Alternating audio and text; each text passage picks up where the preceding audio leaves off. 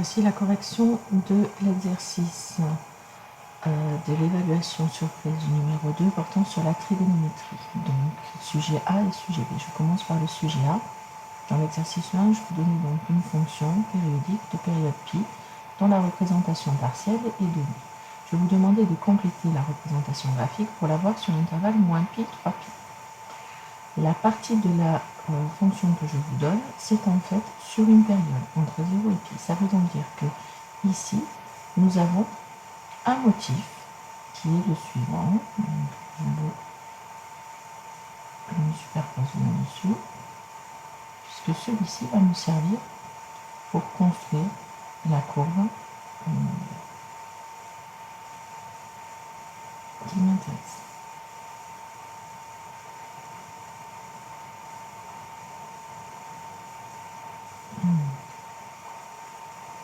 Elle va être en deux parties, puisque je suis suffisamment stimulée.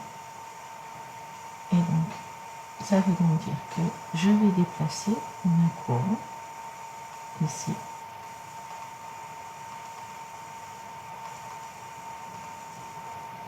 Je la déplace de manière à obtenir une première courbe. De la même manière, la deuxième partie de ma courbe, je la déplace et j'obtiens donc la partie de la courbe sur l'intervalle pi de pi.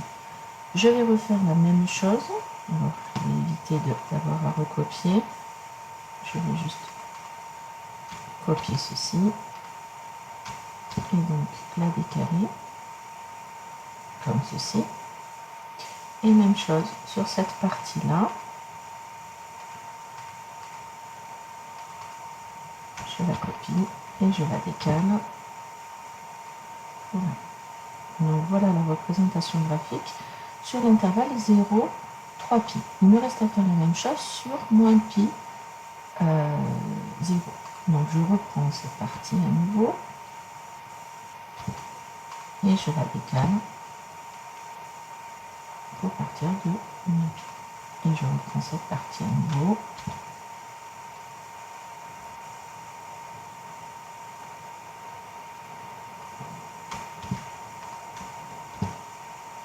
Et je la décale. Donc voilà la représentation graphique que l'on obtient de notre courbe qui est périodique de période pi. On a ce motif de longueur pi qui se répète indéfiniment.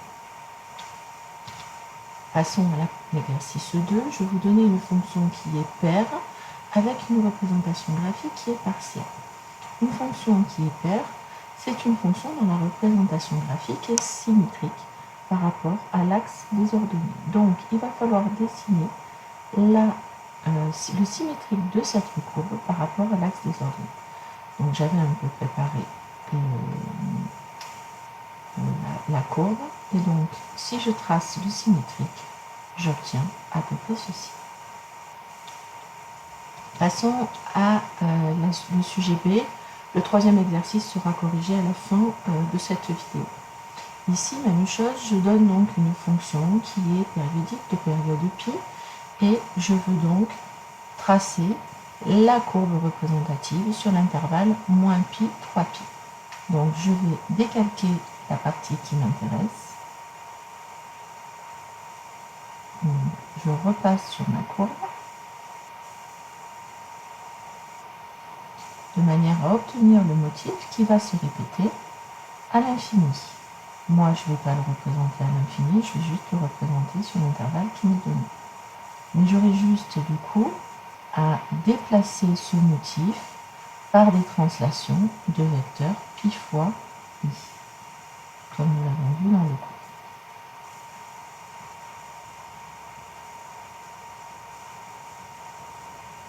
Donc, quand j'ai obtenu mon motif, il ne me reste plus qu'à le déplacer.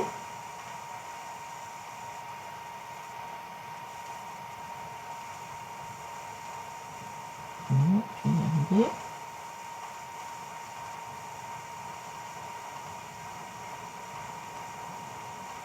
Il ne me reste plus qu'à le déplacer comme ceci. Donc là, j'obtiens mon motif sur l'intervalle 0, 2 pi.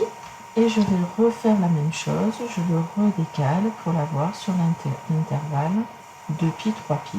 Et je vais aussi le déplacer de la même manière entre moins π et 0. Voilà du coup pour la représentation graphique de notre fonction qui est périodique et de période π. Avec l'exercice 2 où je vous donne une fonction qui est impaire avec une représentation graphique partielle, je vous demande de la compléter afin de l'avoir sur l'intervalle moins 2, 2. Une fonction qui est impaire a une représentation graphique qui est symétrique par rapport à l'origine du repère. C'est-à-dire qu'en fait, ce motif que l'on a là, c'est comme si on allait lui faire un demi-tour par rapport à haut. Donc j'ai préparé la partie de la courbe à laquelle j'ai fait faire un demi-tour. Et donc on obtient, si je fais faire un demi-tour au motif que j'avais là, la courbe que voici. Et donc voilà la représentation graphique de notre fonction qui est impaire.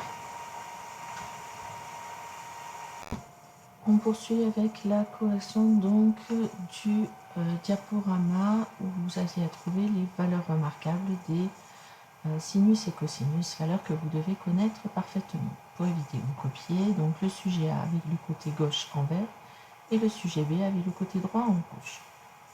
Ces valeurs doivent être connues parfaitement, donc du coup, vous n'aurez pas droit au cercle trigonométrique. Et pour la vidéo, je vais vous la corriger à l'oral puisque je ne peux pas écrire dessus. Vous aviez 25 secondes pour répondre. Ici, dans la vidéo, il n'y a que 10 secondes de manière à ce que ce soit un petit peu plus rapide. Donc, pour la première diapo, cosinus pi sur 6 égale racine carrée 3 sur 2. Sinus pi sur 2 est égal à 1. Deuxième diapo, sinus pi est égal à 0. Cosinus pi sur 4 est égal à racine carrée de 2 sur 2.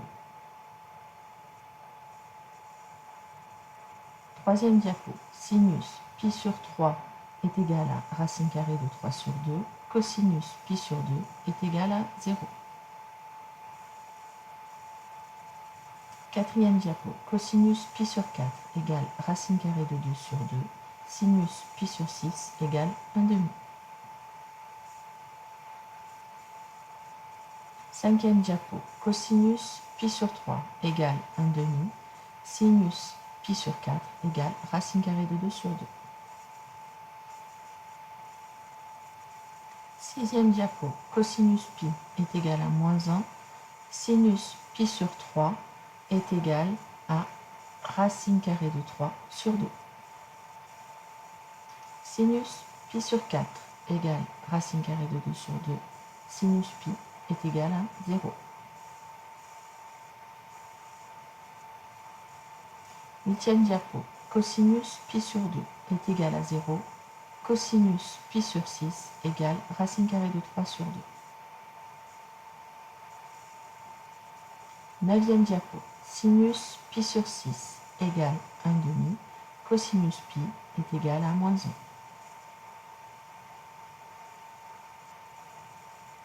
Dixième diapo, sinus pi sur 2 est égal à 1. Cosinus pi sur 3 est égal à 1 demi. Voilà, la correction de ce diaporama est terminée, ainsi que la correction du devoir surprise. J'espère que cela vous aura aidé à mieux comprendre vos erreurs.